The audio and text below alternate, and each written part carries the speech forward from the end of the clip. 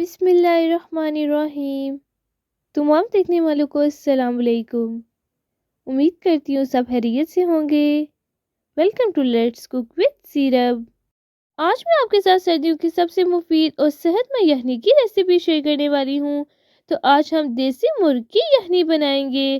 تو اس کے لیے دیسی مرغ کے گوشت کو پتیلی میں ڈال کر اس میں ایڈ کر دیں ½ ٹیبل اسپون نمک، 1 ٹیبل اسپون باریک کٹا ہوا لہسن، ایک بڑا ادرک کا ٹکڑا، ایک بڑا دار چینی کا ٹکڑا، تقریباً 8 سے 9 لونگ، 2 بڑی الائچی، 1 ٹیبل اسپون ثابت کالی مرچ اور ایک تیز پتہ۔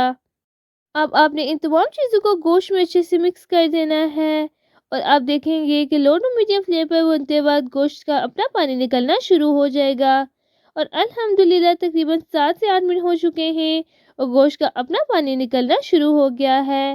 اب ہم گوشت کو اس کے اپنے پانی میں پکا لیں گے اور تقریباً 30% گوشت اپنے ہی پانی میں اچھے سے گل جائے گا۔ پتیلی کو ڈھکن سے کور کر کے گوشت کا اپنا پانی خشک ہونے تک ہم اسے پکا لیں گے اور الحمدللہ تقریباً گوشت کا پانی خشک ہو چکا ہے۔ اب ہم اس میں ایک جگ بھر کے پانی ایڈ کر دیں گے۔ اب آپ نے لو ٹو میڈیم فلیم پر گوشت کو اچھے سے گلنے تک اس پانی میں پکا لینا ہے۔ الحمدللہ تقریباً 20 سے 25 منٹ ہو چکے ہیں اور ہمارا گوشت اچھے سے گل چکا ہے اور سبحان اللہ آپ دیکھ سکتے ہیں کہ دیسی مرغ کی اس یخنی کی رنگت کتنی ہی اچھی ہے۔ اگر آپ اس طرح سے دیسی مرغ کی یخنی بنائیں گے تو آپ کے گھر والوں کو بہت ہی زیادہ پسند آئے گی اور سردیوں میں اس سے زیادہ مفید اور صحت مند یخنی کوئی ہو ہی نہیں سکتی۔ اس لیے آپ نے اس سردی اس مزیدار دیسی مرغ کی یخنی کو لازمی ٹرائی کرنا ہے۔